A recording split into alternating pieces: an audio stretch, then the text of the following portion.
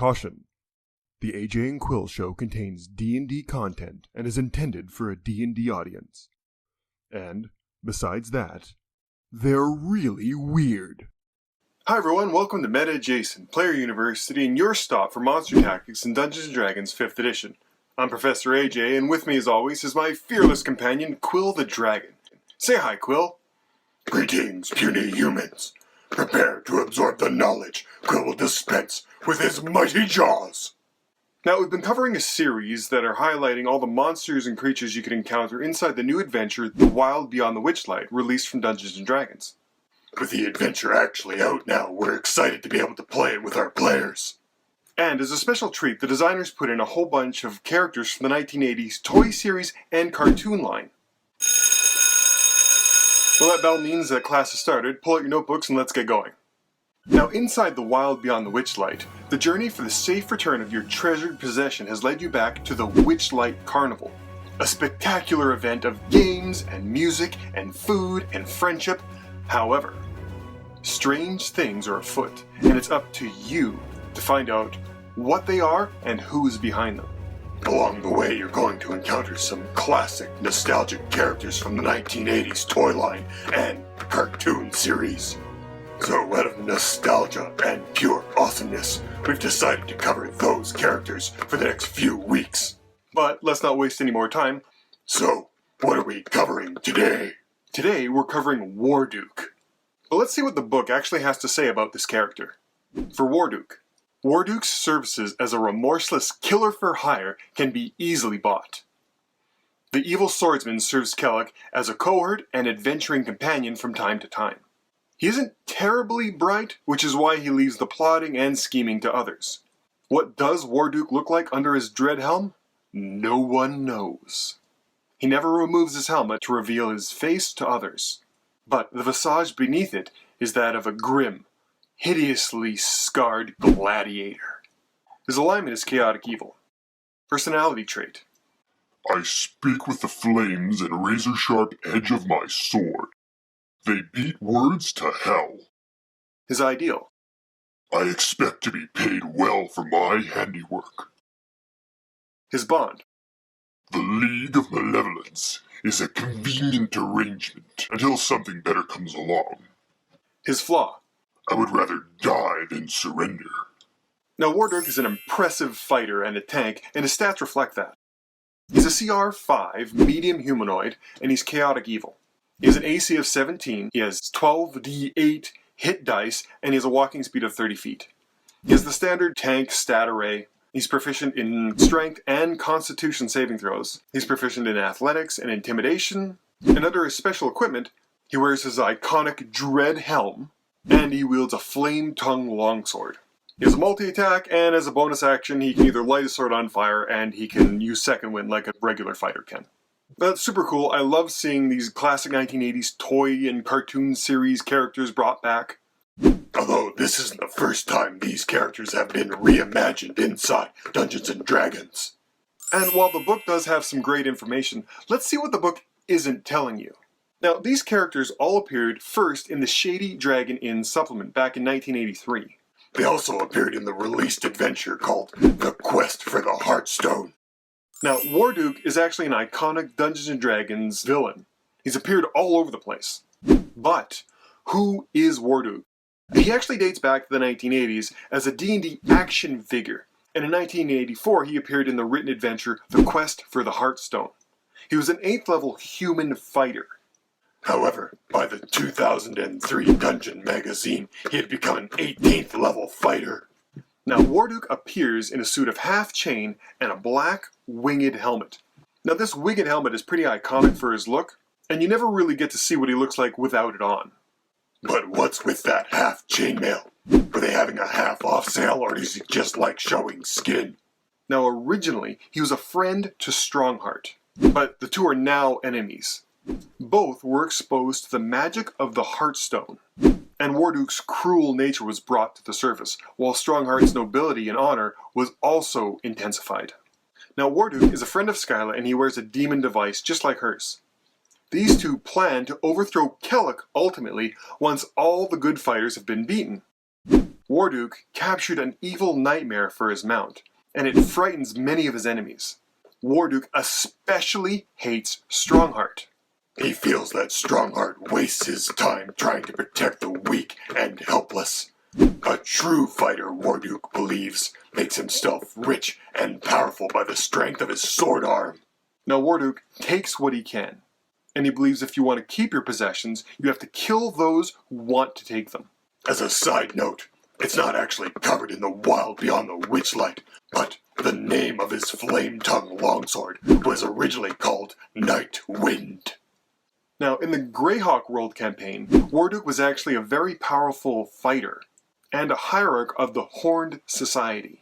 The Horned Society is a secret society devoted to devil worship. The name also has applications to a former independent nation of Flanas, formerly part of Luz's kingdom, which has since been reclaimed and is now known as the Horned Lands.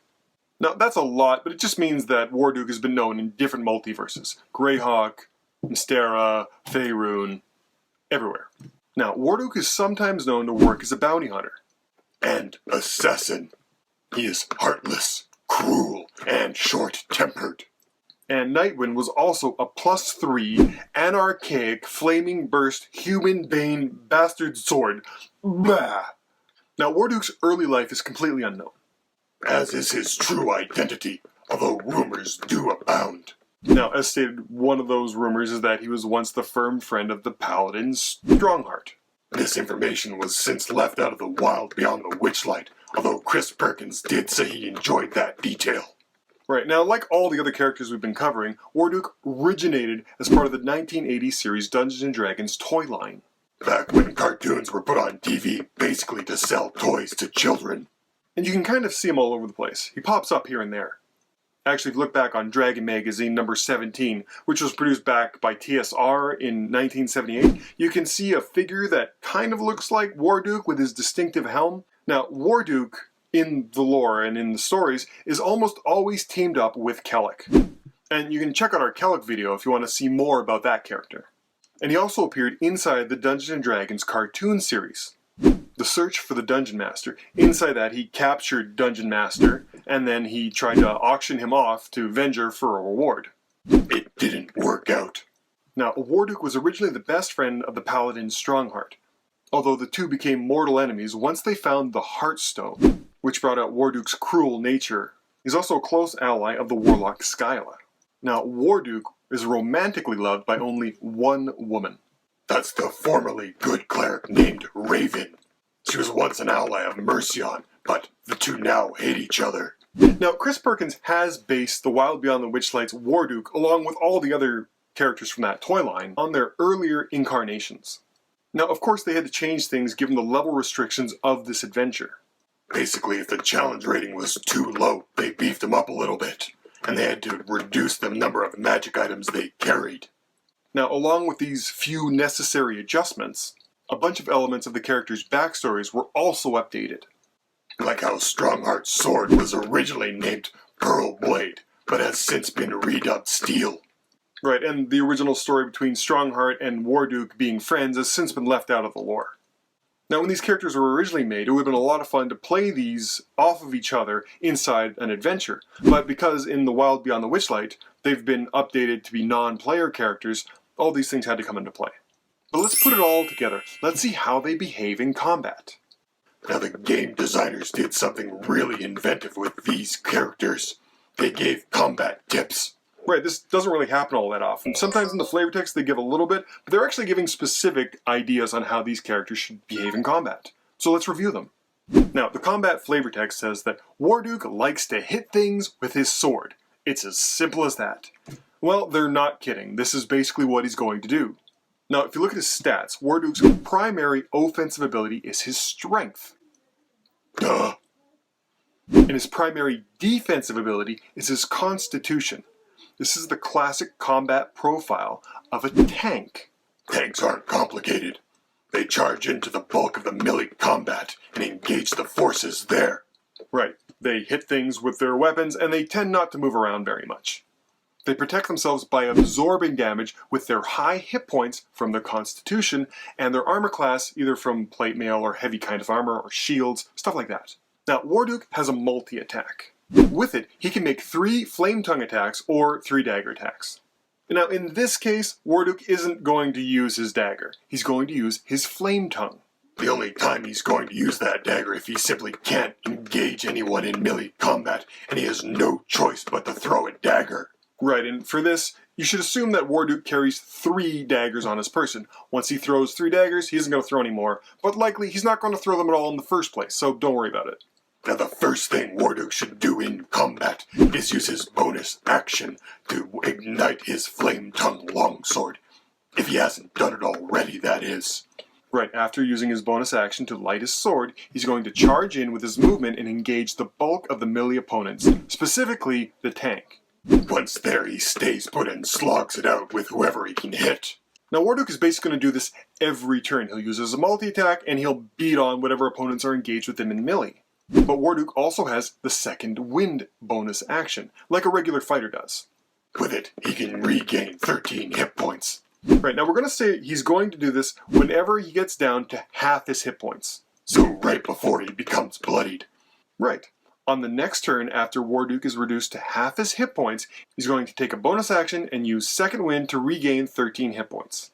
Player characters hate it when the enemies heal themselves, so enjoy this. And that's basically it. However, with regards to a morale failure, when you look at the flavor text, it said that Warduke would rather die than surrender. With this in mind, and his fearsome and iconic reputation, we're going to say that Warduke does not suffer a morale failure from hit point loss. Warduke does not flee combat. Right, he slogs out either until what he's attacking is dead or he's dead. That's it. And that's about it. That's all the information you're going to need to get started using this character inside your Wild Beyond the Witchlight adventure. We hope you have fun using them, as much fun as we had talking about them. Right, they're fun, they're nostalgic. I had a really great moment when I saw that they were bringing these characters back. So hopefully you get to enjoy them. And if you're new to Dungeons & Dragons and you have no idea who these people are, you're going to have a great time. And we hope that you tune in next time. Right, have a good one out there. We love all you guys. Thanks for tuning in. Stay safe, get vaccinated, and is it time for school yet? Have a good one. Bye! Yeah, yeah, yeah, yeah, yeah, yeah, yeah, yeah, yeah.